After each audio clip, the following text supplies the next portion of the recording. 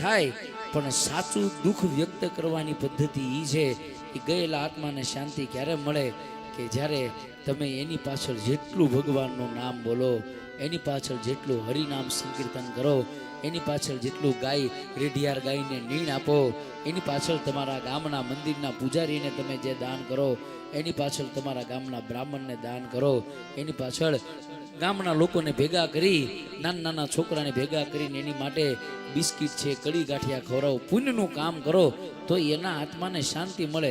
તમે કદાચ રોઈ રોઈને ગમે એટલા ઠેકડા મારો તો એને શાંતિ મળશે નહીં મળે. અને કદાચ એક વસ્તુ માન્યું કે આ બધું સિટીમાં રહેવા જાવ ને ત્યારે ખબર પડે, ગામડામાં તેવું જ લાગે, બધાને દુઃખ લાગે. સિટીમાં આપણે જોઈએ એ રીતે રિક્ષાની અંદર બધા બેઠા બેઠા ફેર કરીને આવતા હોય કે જો આપણે બધાને 25-25 રૂપિયા ભાડું ભાગમાં આવ્યું છે, અત્યારે હું આપી દઉં, તું પછી આપી દેજે ને. જેવા ઘર ધણીને ભાલે એટલે કૂટવા માંડે. બોલો, એક ક્ષણમાં એને એટલો બધો વિયોગ લાગી જાય. હવે તો નવો નવો સમય એવો આવી ગયો, મરણની બધી હાડીઓ આવી ગઈ, ડ્રેસ કોડ. કોઈ ગુજરી ગયું હોય ત્યાં તમે જાઓ, તમને એમ થાય કે આપણે કોઈક આમ કેવી જગ્યા ઉપર આવી ગયા. વ્હાઈટ ઇસ્ત્રી ટાઈટ કપડાં પહેરેલા હોય.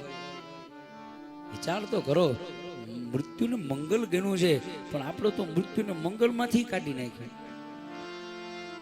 જે વ્યક્તિ ગુજરી જાય એની પાછળ માત્ર એક જ વસ્તુ થઈ શકે, બાકી એકે વસ્તુ તમારી તાકાત નથી. એની માટે પુણ્ય અર્જન કરો, અને એ પુણ્ય 12 દિવસ સુધી જે પુણ્ય કરો એ પુણ્ય કદાચ એના પાપમાં ભળી જાય તો એને કદાચ બીજી ખરાબ યોનિમાં જન્મ મળવાનો હોય. નથી ભગવાન કે ભાઈ 12 દિવસ સુધી સમય હવે આખો સમજાવીશ શા માટે 12 દિવસ. બધા બહેનોને ખબર છે કે જે જગ્યાએ સાંથરો રીપાય ત્યાં આપણે ઘઉંનો લોટ મૂકવામાં આવે, કારણ કે ઘઉંના લોટની અંદર બિરાજમાન થાય. 12 દિવસ સુધી વ્યક્તિ જે ગુજર્યો હોય એ પોતાના પરિવારજનો પાસે રહે. 12 દિવસ વયા જાય, 1.25 મહિના સુધી ઘરની આજુબાજુમાં રહે. 12 દિવસ સુધી ઘરના પરિવારજનો પાસે, 1.25 મહિના સુધી ઘરની આસપાસ.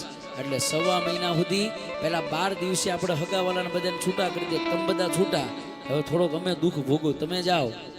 પછી 1.25 મહિનો થાય ને, આપણે શું દેશી ભાષામાં વરસી વાળીએ કહીએ ને, વરસી કે જે પદ્ધતિ હોય પ્રમાણે, પછી પાછા 6 મહિના થાય એટલે ઊન વરસી. આખી પરંપરા સમજવા જેવી છે, કઈ રીતે ધીમે ધીમે મોહ ભંગ કરાવી. અને એ વ્યક્તિનું આપણું શાસ્ત્ર તો એવું કહે છે કે 1 વર્ષ અને 3.25 મહિના થાય ને ત્યારે ખરેખર એને મોક્ષ મળે છે. ત્યાં સુધી તમારે પુણ્યાર્ચન કરવું પડે છે. અને આપણે તો હવે ધીમે ધીમે 12મું બંધ કર્યું, 5મું, 3જું, 2જું, હવે એ બધી સિસ્ટમ જ રહી ગઈ. ગુજરી ગયા નહીં, હવે હાલો પ્રશ્ન પૂરો નહીં. પછી ઘરે 2-3 પેઢીઓ જાય ને પછી ડાકલા બોલાવવા પડે.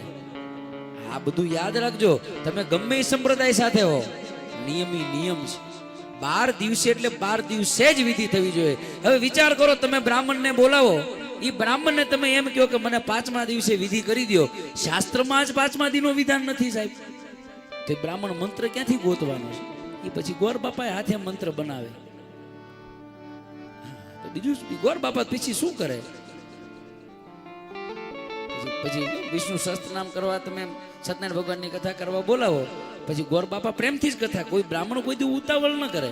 પણ યજમાનને ઉતાવળ હોય કે ભાઈ ફટાફટ ઉતાવળ લખો ને કરી દેતા, એટલે પછી શું કે તમારું જે થાય નમઃ, અમારું કલ્યાણ કરો નમઃ, અમને દક્ષિણા આપો નમઃ. કારણ કે પછી એનું જોવે ને.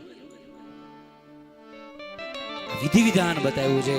અંતિમ વિધિ દશરથ રાજાની થઈ, આખો અવધ સમાજ અહીંયા શોકમગ્ન બન્યો અને લખ્યું છે એહી વિધિતા ક્રિયા સબ કીની વિધિવત નાઈ તિલા